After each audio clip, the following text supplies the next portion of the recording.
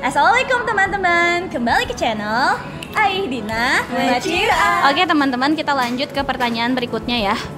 Gimana rasanya kesan sebagai pemain Sister Dilah gitu? Pengaruhnya ke hidup kita juga? Rame, heboh sih. Jadi seolah-olah kayak ponakan aku ya bilang, tahu nggak aku itu artis tahu gitu. Coba ponakan aku ke tetangga, ke semua bocah-bocah di ini di halaman kampungnya, kampung halamannya tuh ya, bilang kayak gini gitu.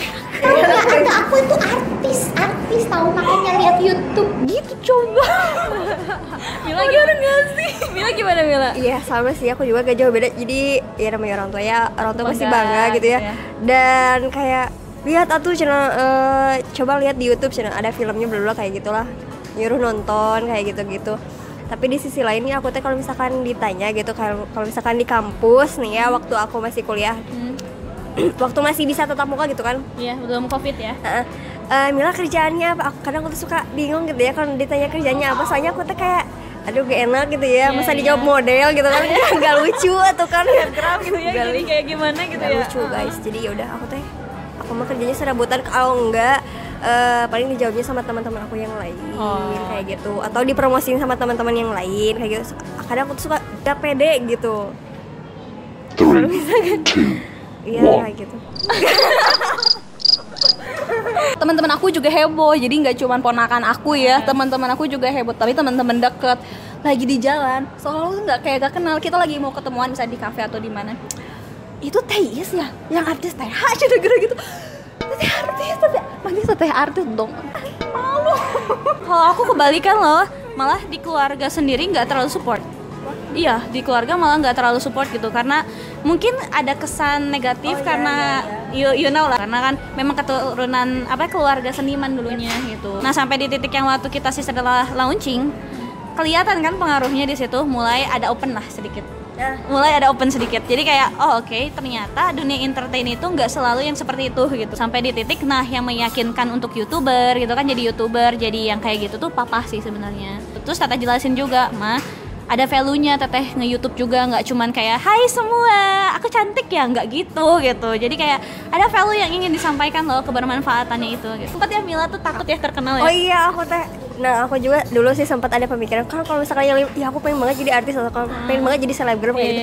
Nah aku pribadi gak mau malah kayak gitu, gak mau gitu dikenal banyak orang tuh, karena apa ya, kalau misalkan aku banyak kekurangannya lah, dan aku tuh takut kalau misalkan ada netizen yang kayak nge-hate gitu, ada banyak haters lah kayak gitu. Ih kamu ngapain sih kayak gini, itu kayak kayak ngerusak mental gitu ya. Aku nggak mau kayak gitu Teh. Tapi sebenarnya sejauh ini ya alhamdulillah gitu ya, Allah jaga ya.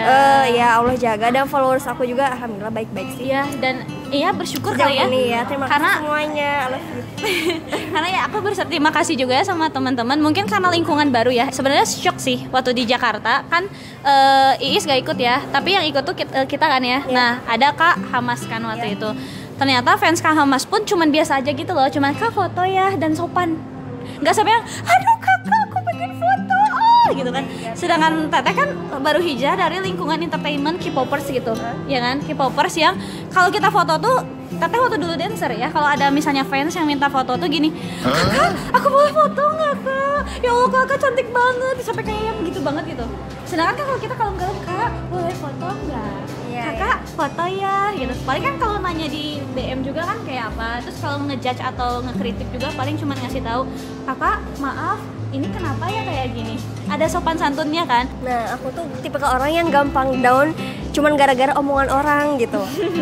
Padahal sebenarnya gak usah didengar lah gitu omongan orang sebenarnya gitu. Tapi memang maksudnya usia kita ya, maksudnya usia 20, maksudnya usia semila gitu ya.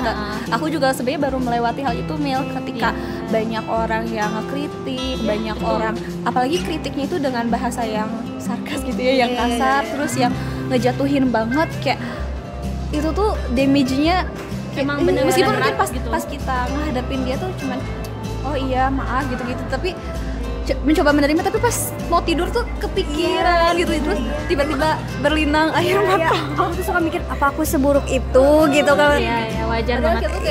Udah ngerasa gitu, mencoba melakukan yang terbaik gitu ya, udah mencoba yang terbaik lah gitu. Tapi ya namanya hidup pasti ada aja yang nggak suka. Nabi Muhammad aja yang sempurna tuh. Iya, ya Allah. Ya benar.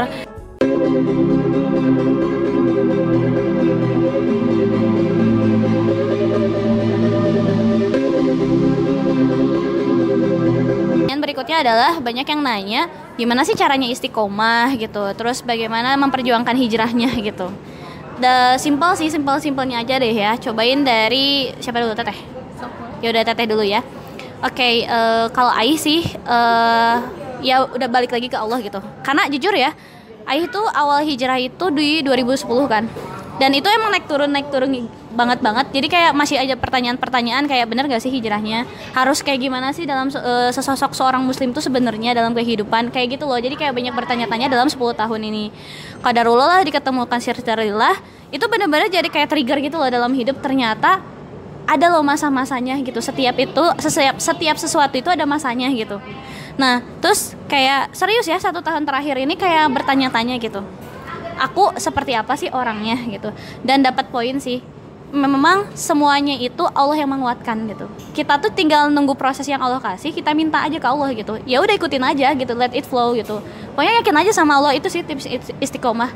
Cara agar istiqomah ya, aku ngerasanya berusaha untuk menjadi diri aku yang lebih baik lagi, dan patokannya itu ya diri aku gitu.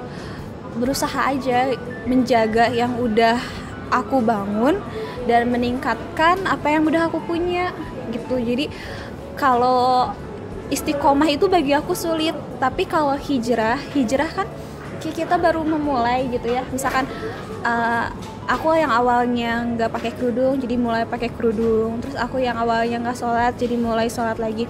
Aku mencoba untuk istiqomah tuh dengan hijrah setiap hari gitu. Jadi brand new day gitu. Terus sebisa mungkin menjauhi yang nggak perlu gitu. Jadi ya udah sih, nggak bermanfaat lah ya. Aku punya jalan hijrah aku sendiri, dan teman-teman juga punya jalan hijrah teman-teman sendiri. Setiap orang jalan hijrahnya berbeda gitu. Dan kalau aku sih untuk istiqomah masih jauh, tapi aku berusaha untuk hijrah setiap hari. Kalau aku sih, aku setuju sama teteh-teteh ini ya. Tapi kalau aku sendiri juga sama, aku juga susah gitu kalau buat istiqomah, dan aku juga masih kayak gini lah. Gimana ya, gak perfect banget gitu ya. Aku juga masih harus belajar tentang Islam kayak gitu. Aku juga harus belajar banyak hal lah tentang agama kayak gitu. Dan kalau misalkan nanya gimana caranya istiqomah, kalau simpelnya sih yang ngaruh banget buat aku gitu ya, lingkungan sih. Lingkungan pertemanan. Kalau misalkan kalau aku sendiri, diri aku tuh gimana lingkungan gitu. Kalau misalkan lingkungan aku jelek, biasanya ke bawah. Iya, aku tuh gampang ke bawah arus gitu loh orangnya. Dan aku tuh masih susah kalau misalkan gimana ya caranya biar istiqomah. Aku juga masih nanya-nanya. Aku tuh pengen istiqomah, tapi gimana ya caranya, mungkin dengan punya lingkungan yang kayak sisarilah gitu, kayak teman-teman lah ya, teman-teman yang bermanfaat gitu, yang bisa bawa kalian ke arah yang lebih baik, yang bisa membawa kalian buat hijrah atau kayak buat kajian kayak gitu-gitu ya, pertahanin lah. Dan waktu itu juga kan aku pernah kerja juga di Rabani ya, dan selama kerja di Rabani itu aku kayak benar-benar terjaga gitu. Aku tuh wah terbaik. Mereka ngecek juga kan amal yaumiyah kan? Yes, kayak gitu. Dan setelah aku resign dari Rabani, aku tuh kayak back kembali lagi ke aku yang dulu gitu. Ya Allah, aku teh kenapa kayak gini lagi gitu. Tapi setelah aku ketemu kalian lagi, oh ternyata aku tuh gampang terpengaruh, anaknya gampang terbawa arus gitu. Dan yang paling pentingnya sih lingkungan sih menurut aku. Lingkungan yang bisa membawa kalian ke jalan yang benar-benar bermanfaat, ke jalan Allah yang bisa buat kalian hijrah juga.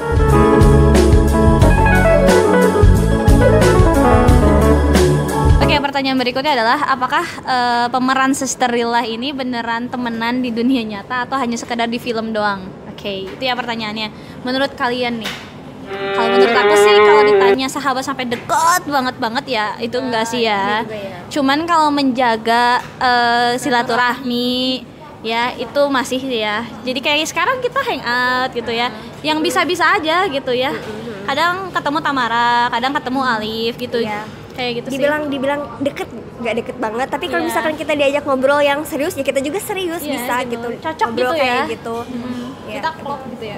Ya, dan kalaupun kita ketemu 10 orang ya, kalau lagi waktu itu ya grand launching, syuting, kita kayak malah kayak teman lama ya, padahal kita juga baru kenal gitu. Kita sama karakter kita di film sama nggak? Kalau aku pribadi sih ya, kalau aku pribadi 50% lah.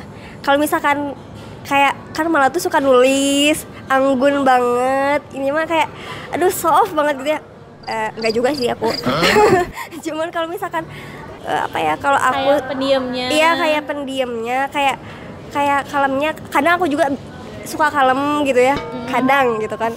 Tergantung situasi sih. Kalau misalkan situasi aku menenangkan ya aku juga tenang gitu. Kalau misalkan situasi aku ambiar ya aku juga ambiar. Yes deh. Aku bingung. Kalau ini bener-bener 100% guys. No guys, no. Jadi gini ya, kalau di film Sisterillah ya, yang aku lihat tuh Dina tuh kan berani ya. Kayak misalnya kayak pas nantang gitu ya. kalian tuh apa sih gitu kan, atau misalnya, pokoknya kita jangan kalah tuh sama si Princess Balaku Cuprot gitu. Jadi kayak suka ngomong jelek di belakang gitu kan si Dina itu kan. Terus sama cowok tuh kayak ke Hamas tuh kayak gimana gitu, kayak rebutin banget gitu. Itu sumpah itu bukan aku banget. Aku tuh Jadi kalau orangnya cowoknya kayak kelepek-kelepek itu enggak ya? aku ke cowok sama berani nantang kayak ngelabrak kayak gitu tuh aku nggak berani. Tapi kalau Kayak misalkan bercanda hebohnya kayak gitu-gitunya itu memang aku yang asli gitu. Justru gimana ya, kalau misalkan ada orang nih yang mau ngelabrak aku, dulu pas zaman sekolah tuh aku sering banget banyak yang ngajak ngelabrak ke aku tuh. Kayak kakak kelas itu banyak yang sebel sama aku. Iya, waktu pas SMP sampai ditulisin di dinding WC dulu tuh jangan masuk sekolah. Jadi berantem gitu ya? Iya, dan yang ngebelain tuh teman-teman aku. Tenang Is, kita bantu ngadepin mereka gitu. Jadi kayak aku ya gimana gitu. Kalau ramenya, kocaknya, bodornya, bercandanya, hebohnya itu sama. Bahkan aslinya lebih parah daripada Dina yang di film. Ih, enggak. Maaf, itu yang di behind the scene Koprol ngapain ya? Yang mana? Kadang suka nyeplosin kata-kata yang out of the box gitu ya mungkin. Di Terus luar kadang kita juga bingung gitu nanggepin itu gimana gitu. Iya benar. Kayak gitu. Itu banget emang. Kita lanjut ke peran Siska ya. Menurut kalian nih, Siska sama Teteh sendiri gimana tuh? Teteh tuh cerewet. Siska itu ucapannya tuh apa ya? Sip. Oke. Oh iya. Dia ngomong bertolak belakang ya. Iya. Bener. Jadi kalau misalkan nyatanya tuh kayak cerewet banget, banyak ngomong gitu ya. Kalau misalkan di filmnya tuh cuman seucrit gitu ya. Kalau aslinya tuh jadi kalau action ya kalau iya kalau di film tuh kayak muka jutek gitu ya, ngomongnya sebutuhnya gitu ya. gitu. Oke, yaudah, oke. Gitu aja paling. Kalau sini kan Sip. kalian bisa tuh, lihat boleh sendiri tuh, gitu. kan gimana gitu. Oke, ini kesan pertama ibu pas nonton.